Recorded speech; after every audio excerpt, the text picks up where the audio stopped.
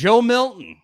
Yeah. This is, I think people were hoping for one of two things. Well, not hoping for either of these things. People were hoping that he would have the performance of his life and we would be going, he's the guy for next year. Let's go. Or they just wanted a definition where he went out there and really stunk and we can go, okay, we're going to move on to the next guy. Honestly, what happened is sort of in the middle. So actually, no, it's not. You know why? Well, yeah. So maybe it's not. What do you think? What do you think? If we're going to go by season stats, right? Hendon Hooker, 285 a game, 2.4 touchdowns a game. Joe Milton, 251, 3 touchdowns. Literally, it's exactly what we've been doing all year. I mean, you have to go. You got to understand. Man, I get it. Fans want everything to be wow factor. They want it all. I get it. I mean, I'm a fan now too. But the reality is, we threw it 28 times. It's about average for the year. We ran it 38 times. It's about average for the year. We didn't do anything different. Early on, we got them in a rhythm, right? But we threw for 251. Our season average was 285 going into tonight. Or with Hooker was throwing for 2.45 touchdowns a game. So really 2.5. He threw for 3. Literally the exact average of what we had been doing this whole year throwing the football. So our offense was very productive. The only thing we didn't do was score 45 points. But we still scored 31 points against his top 17. It's the most we've scored against a top 17 since Alabama, right? And that was just because Hyatt caught the ball 6 times for a billion yards, it seemed like. You know what I mean? So it was like we were, I guess what I'm getting at is we were very, very productive in what we were doing in the pass game. The only difference is his run game versus Hooker's run game, but we didn't call as many for him, like actual designed runs like we did for Hooker. Well, because we had Milton in the back tonight, like we talked about halftime, we didn't have a proven guy. God forbid he would have got hurt. So we called a couple quarterback sweeps on crucial second and third downs later, but not like we normally had during the year. So that's the only difference, was just the actual quarterback designed runs. Other than that, he played exactly how Hooker's been playing all year, right? I had it, 60, almost right at 69% completion percentage. It's what we've been doing all year. So just because his name's not Hendon Hooker doesn't mean he didn't play a hell of a game tonight. Yeah, it didn't feel markedly different from a Hooker game. The play calling was maybe a little more, I don't know if simplified is the right word, but I would say conservative, not necessarily conservative for the most part, but knowing when to dial up the big play. Yes. You know what I'm saying? Like we knew when to take the shot. Like we set them up. With Hendon, it was more, we'll throw it a little more downfield, right? More 50-50 type balls. But tonight, I mean, we didn't have Tillman. We didn't have Hyatt, right? So I understand why we dialed that back. I don't think that was because of Milton. I think that was just good game planning and coaching by Heupel, unlike Dabo doing. And I think you saw there the emergence of your next dude, Squirrel White, man. 100%. These stats, Pro Football Focus just posted, and I went off of it. I think it was 108 yards, 9 receptions, and a touchdown.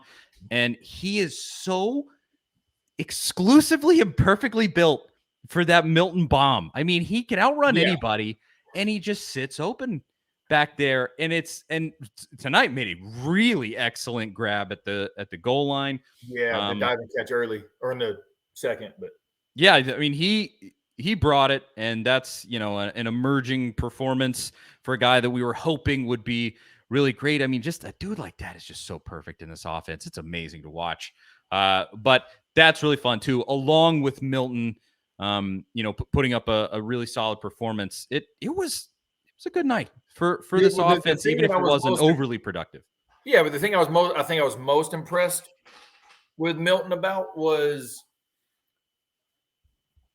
his confidence in what they call the dirty dig. It's a dig route, so about a 12-yard in-ish, and his confidence to throw it on the guy's upfield number, right? Those you can let rip.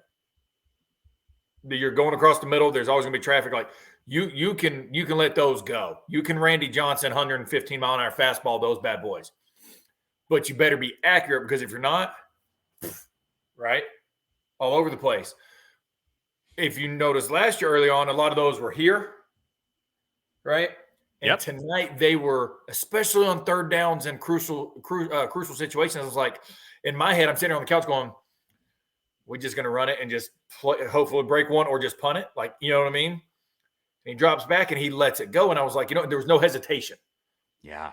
But the thing that I liked the most, it was perfectly on the upfield number or upfield peck, so to speak, where it could catch and fall down first down, catch and run even better.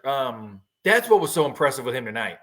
And then the one that really told me he was seeing the field was the touchdown to Squirrel. He was looking left. He tried to look off the safety, looking right, comes back left, and the safety tried to jump hard inside or kind of down and in, and you see him give a full pump fake. Well, that wasn't a pump fake. He was going to throw.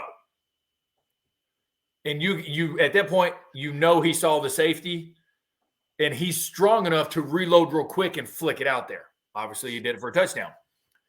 That showed me he's seeing the field and he's playing with a lot more confidence in the system than he's ever played, which is good. Which is good for what we need going into next year.